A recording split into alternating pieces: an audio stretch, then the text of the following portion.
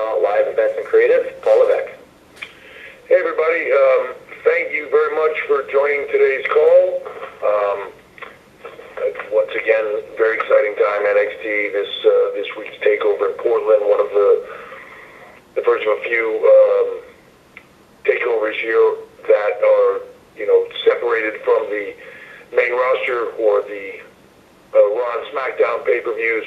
So a bit of a unique in the timing of it. We're coming from Portland, which has always been a great wrestling town, so to speak, with a rich history there.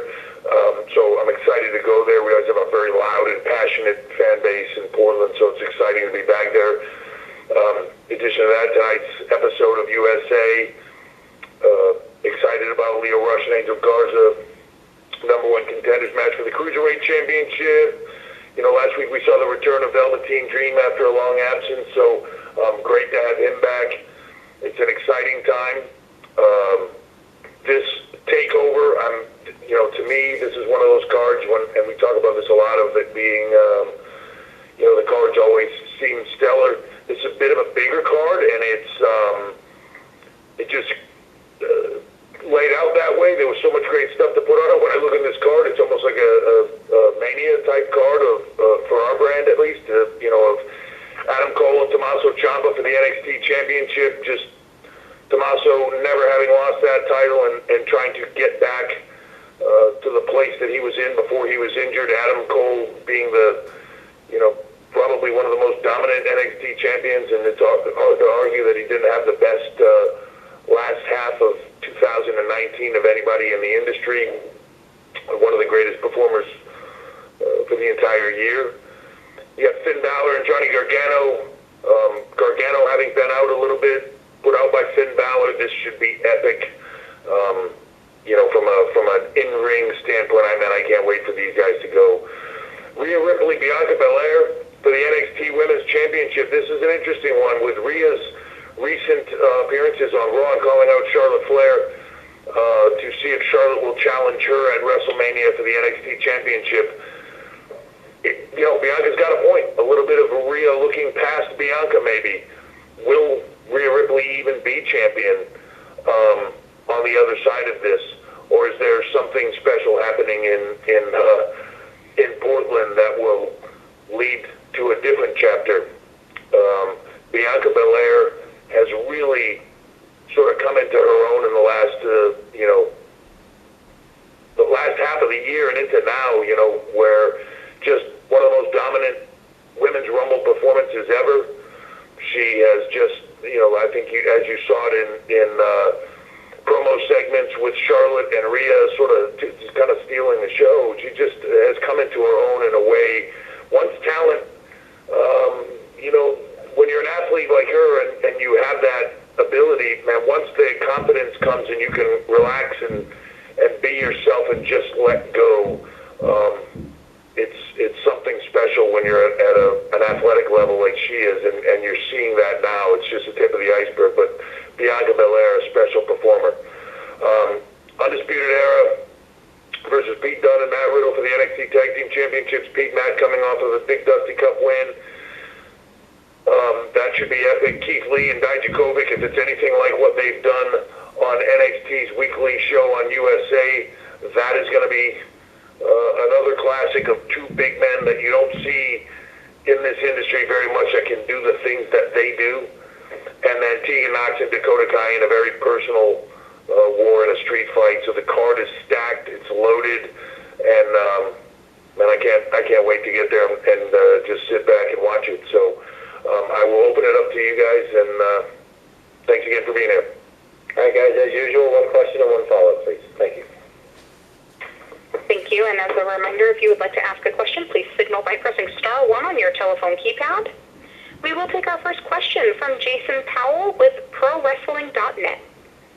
Hey, good morning, Paul. Hey, Jason, how are you? I'm doing great. So you're not doing as well as your Wednesday night competition in those key demographics. Why do you feel that is? And just going beyond, it's a marathon, not a sprint. What do you feel you can do better to improve in those areas, those numbers?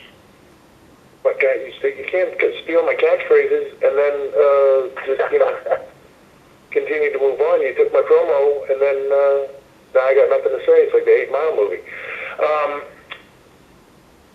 Look, I think it's all about look, I'll change the wording around. It's about the long game, and what we have to do is get to the people in the younger demos. When you're promoted in younger demos and you are viewed in those younger demos promotionally, then those are the people that you attract. When you're promoted in different demos, it's when you look at NXT on USA and you break down the numbers, it's very similar to a Raw number. It's very similar to a USA number, because that's where we're promoted and that's where we're seen and that's where everything else goes. But the long game is building up the brand that you build. I think that, and people can make this argument, but I think what we have done is come in and proven the in-ring product from a hardcore, not a hardcore in the old sense, but in a passionate fan base of bell-to-bell action standpoint, right? Arguable that it is bell-to-bell equivalent or better than anybody. Now you start to do different things. You start to add in a bit more entertainment. You start to add in a bit more variety. You start to add in some other things. You have to establish it first. I view it no different than establishing a character within an individual show. So, again, when I say it's for the long game, that's what it's for. Now as you establish that brand, now you begin to promote it outside. Now you begin to move outside those things. We'll get those numbers and the demos where they need to be. I'm happy with where the show is. I'm happy with its trajectory right now, and the plans are in place to continue to move it in the direction that we want it to go. And can you also talk about the decision to remove the name Women's from NXT Women's Championship, and why you just didn't add Men's to the NXT Men's Championship? So that was, believe it or not, the internet giantly going into business on something that was a moment in time. There were conversations that were had. It was basically about not having to beat it into the ground when you say it, but it just got run with. And then once, when you have that many people working on a product and something gets taken the wrong way, everybody in trying to do their job just spreads it. There was never an edict. There was never anything. It really was what it was, of just trying not to. If you're showing a graphic, you don't have to say the title belt says women's, the graphic says women's, the announcers say women's, like everybody, like you get it. There's pictures of women there. Like you get what it is. You don't have to beat it into the ground. It was more that it just got run with and speculated on. It is what it is. All right. Thank you for the time. We will take our next question from Vincent Diaz with Marca. Hello, Paul. How are you doing? Hey, Vincent. Hello, from Spain. I would like to ask you, first of all, finally we got a Spanish talent in WWE. He's on NXT UK, and his name is A-Kid.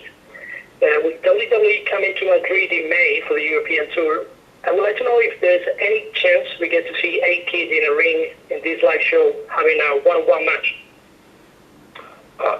It's a possibility. That's a little bit of time away still, but we'll see. As those cards are being laid out, he's absolutely a possibility of being there. And as you know, NXT is not a developmental brand anymore, especially after what happened in the Survivor Series. Is it WWE thinking the possibility of having an NXT Championship match this year's WrestleMania? I think right now the takeover the night before is going to be a pretty epic card. It becomes a difficult task when you say NXT at WrestleMania when you already have an event that goes maybe 5 hours last year. It's hard to put all of that into play in one event. It's why WrestleMania itself really is sort of a week-long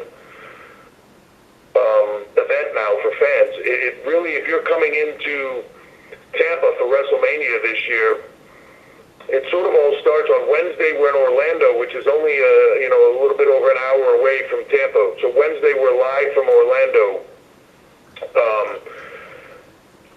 Thursday we're at Hall of Fame. Access starts as well. There's events all over the area. Friday you're into SmackDown Live from Tampa. Saturday you get NXT TakeOver in what will be an epic card.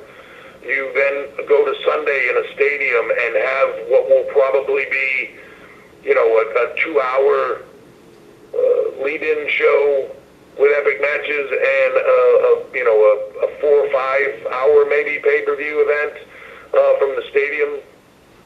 If you start adding more into that event, it just becomes longer and it's diminishing returns. You also get to Monday, you've got Monday Night Raw, and then, this year we'll be doing a special thing with NXT that week as well, coming out of WrestleMania. So, it's a week-long series of events. You gotta put things in different places, otherwise WrestleMania will start at 6 a.m. and go till the next morning. Yeah, thank you so much for the time. Thank you. Thank you. And you're right, A-Kid is a spectacular talent. He's going to do big things. And so if it's not on this tour, it will be sooner or later. You're going to see him a lot of places. He's got a bright future. And we will take our next question from Mike Johnson with PWInsider.com. Third. Hey, Paul, how are you? The mighty have fallen. How are you? Yeah, I got to work harder. Sorry. So this weekend is unique in that TakeOver is untethered from WWE pay-per-view weekend. You did that once before in Connecticut. Given how many matches have been announced, how different should we expect the length of the show, the production of the show, the feel of the show to be from, say, TakeOver the night before WrestleMania or the night before Survivor Series? Because this feels like a much more packed lineup and a larger lineup than usual. So how much more are we looking at in terms of time investment and in terms of production? Yeah, I mean, I'll say it's a much more packed lineup, but I don't know. I feel like every time we have these calls, we say the same thing, like, "Wow, this card is stacked," and then you get to the next one, "Wow, this card's more stacked than the last one," and that's a good thing. I'll be honest, this card was debated on heavily. There were so many things that I wanted to put in there, and I'll be honest, this card could have been a bit bigger.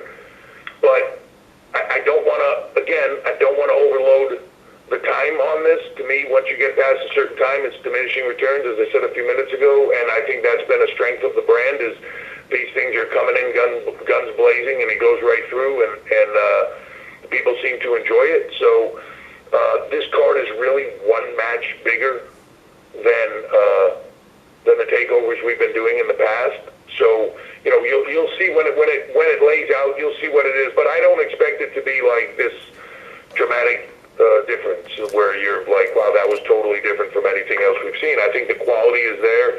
It's been there every single time. We talk about it every time. How do you surpass that on the next one? That's always the challenge. I think this one will surpass what we've done before.